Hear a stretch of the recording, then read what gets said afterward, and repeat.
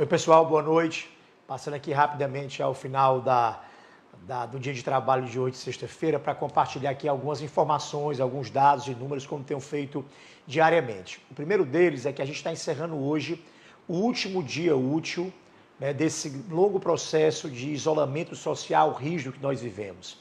Teremos ainda sábado e domingo, e a partir do dia 1º a gente continua em isolamento social, que não é mais o isolamento social rígido, mas o isolamento social que vai basicamente manter as mesmas ou bastante semelhantes restrições de circulação que o decreto anterior já continha. Inclusive amanhã nós vamos ter uma reunião Prefeitura e Governo do Estado com outros órgãos como o Ministério Público, TJ, Assembleia, para fechar o conteúdo desse decreto e torná-lo público. Mas o mais importante é que pouca coisa vai mudar a partir de segunda-feira, como eu disse. Basicamente, algumas atividades econômicas de menor risco sanitário e que vão poder ter a capacidade de ser iniciadas sem agravar o risco de contaminação é que passam a funcionar a partir de segunda-feira. É um escopo bem limitado, é um pequeno pedaço que muda, mas todo o restante das coisas vão se manter basicamente do mesmo jeito. A gente vai tornar isso mais claro e mais público ao final da discussão do dia de amanhã. Mas é importante sinalizar que o segredo da redução dos óbitos aqui em Fortaleza, o segredo da redução da demanda por posto de saúde, o segredo da redução da procura pelas UPAs municipais e o segredo da redução de casos mais graves demandando UTI ou internação chegando nas UPAs só foi alcançado graças ao tempo desse isolamento social e ao período especial do isolamento social rígido.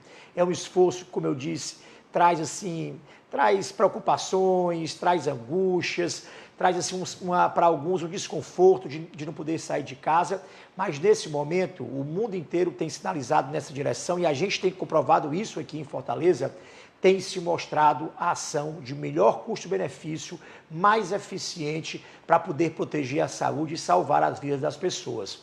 Então é muito importante que a gente não entenda que a próxima segunda-feira, como eu disse ontem, é uma mudança de atitude, não é. Para a grandiosíssima maioria de todos nós permaneceremos em isolamento social. Muitos permanecerão em isolamento social.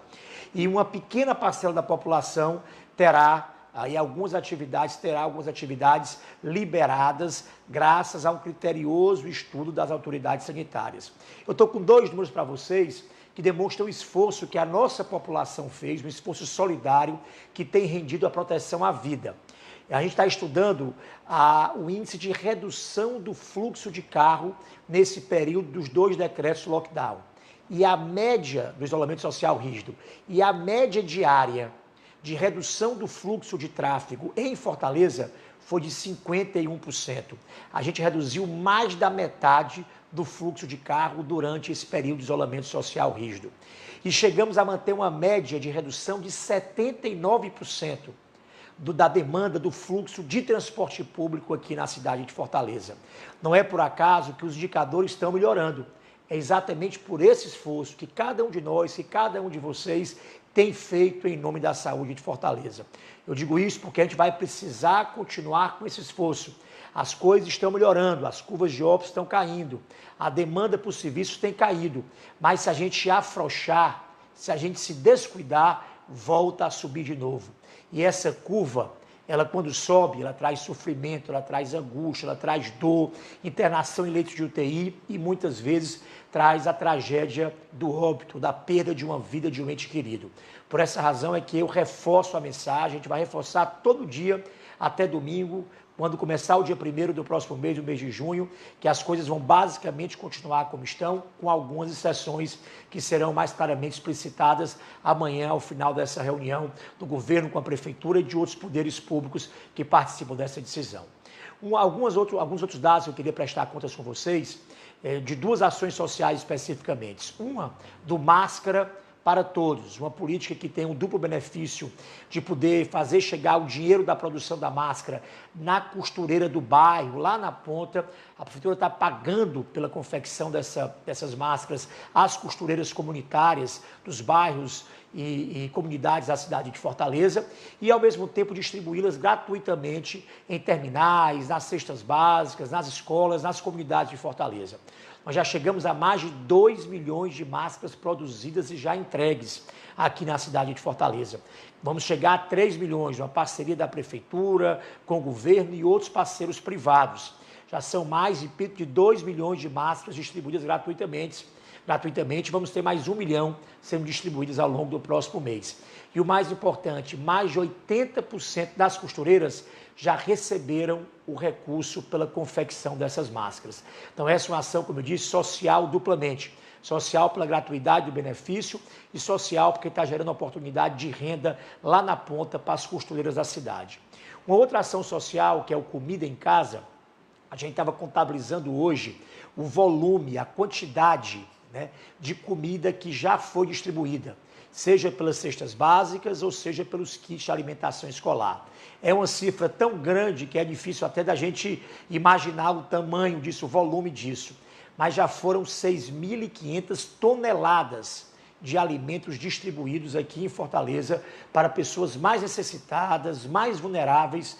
Muitas dessas famílias estão tendo nessa oportunidade, a oportunidade de garantir a subsistência, né, alimentar, o aporte nutricional e calórico para a sua família. Então, por isso que eu parabenizo ao esforço de todos os envolvidos. Tem gente da educação, gente do desenvolvimento econômico, da ação social, uma equipe integrada da Prefeitura, Secretaria de Governo, que criaram esse esforço e estão fazendo com que ele aconteça lá na ponta, fazendo chegar para quem mais precisa. Uma terceira informação importante é que hoje, a gente já vem discutindo há um bom tempo e hoje a gente fez uma longa discussão. Não tem nada definido ainda, a gente deve apresentar em mais algumas semanas, mas já para antecipar, uma discussão sobre um plano de mobilidade sustentável que possa modificar e diversificar horários no transporte público, que possa fortalecer e aumentar oportunidades para o transporte cicloviário e nos eixos comerciais mais importantes da cidade, criar facilidades para o pedestre, especificamente em virtude desse processo de retomada. É bom dizer que nas cidades do mundo, estados do mundo que tiveram esse pico antes da gente, a vida ainda não voltou ao normal 100%, porque o vírus continua circulando. Há muitos cientistas e epidemiologistas que creem que até o final desse ano, a despeito de um processo lento, gradual, de retomada, é natural que a nossa vida cotidiana nas cidades tenha que ser adaptada à nova realidade de um vírus circulante até a gente ter efetivamente uma vacina, ou até a gente ter uma imunidade em mais de 60% da população, o que muitas vezes leva tempo. Então é importante que a gente possa adaptar os nossos serviços públicos, principalmente, alguns serviços básicos como a mobilidade e o transporte, a essa nova realidade. E adaptar isso de forma progressiva, a cada tempo e a cada necessidade. E é esse plano que deve diversificar horários de ônibus, baseado também no horário de atividades econômicas. A gente está com um plano aí de poder diversificar os horários de abertura quando acontecer, eventualmente acontecer a abertura de alguns tipos de serviços, a gente fazer com que os horários de abertura e fechamento não sejam exatamente os mesmos, para evitar aglomerações no transporte público, que é um dos ambientes de maior risco de contaminação. Então essa é uma das ações que está sendo planejada. Uma outra é a gente montar uma estrutura cicloviária definitiva e temporária e ampliar com mais celeridade o bicicletar e o bicicleta integrada para poder dar oportunidade também do transporte cicloviário como instrumento de transporte para o trabalho. E principalmente nos centros comerciais, facilitar e dar oportunidade para as pessoas caminharem e utilizar a caminhada como também um meio de locomoção e de transporte obviamente, quando o trajeto é curto, é pequeno. Isso com segurança, iluminação. Então, estamos montando esse plano para apresentar nas próximas semanas à cidade, exatamente se preocupando em como adaptar a cidade a novos tempos. Como eu disse, a vida certamente demorará a voltar 100% ao normal, porque o vírus, como eu também já registrei, vai continuar circulando até ter uma vacina. E o risco de contaminação vai continuar existindo. Saber mediar e conciliar esse novo modo de viver, a necessidade de trabalhar com a proteção à saúde das pessoas, vai passar a ser agora a preocupação para cada serviço público que vai começar a ser aberto. No caso da educação, no caso da ação social, no caso do transporte também. Então, só para adiantar que a gente já está pensando, planejando um plano sólido, robusto, técnico para o transporte de pessoas, não só o transporte público, o cicloviário e para pedestres também para os próximos meses do ano, até o final do ano.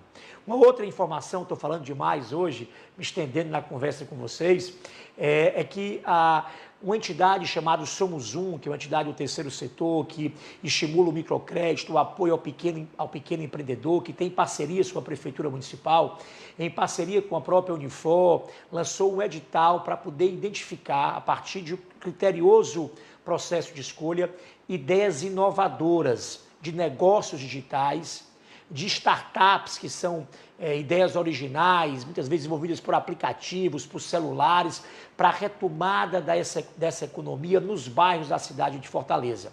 E algumas dessas ideias que foram selecionadas, a Prefeitura está junto com o Somos Um, ajudando a financiar ideias que podem eventualmente se transformar em grandes ideias para muitas pessoas, caso deem certo. Mas a gente também apostando em ideias criativas, inovadoras, de economia digital, utilizando o celular, utilizando a oportunidade de negócios à distância, sem tanta interação e aglomeração para esses novos tempos que a gente vive. Fica aqui a minha palavra de gratidão a Tiziana Rolim, que é a cabeça, a criatividade e a paixão por detrás do Somos Um.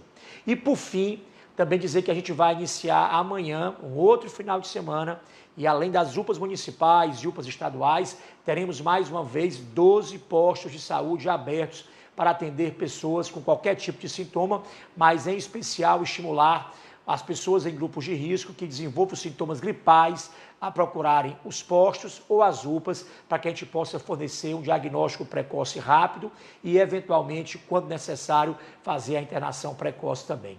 Era isso, um bom resto de sexta-feira, já às 18h, quase 18h50, um bom resto de sexta-feira a todos vocês.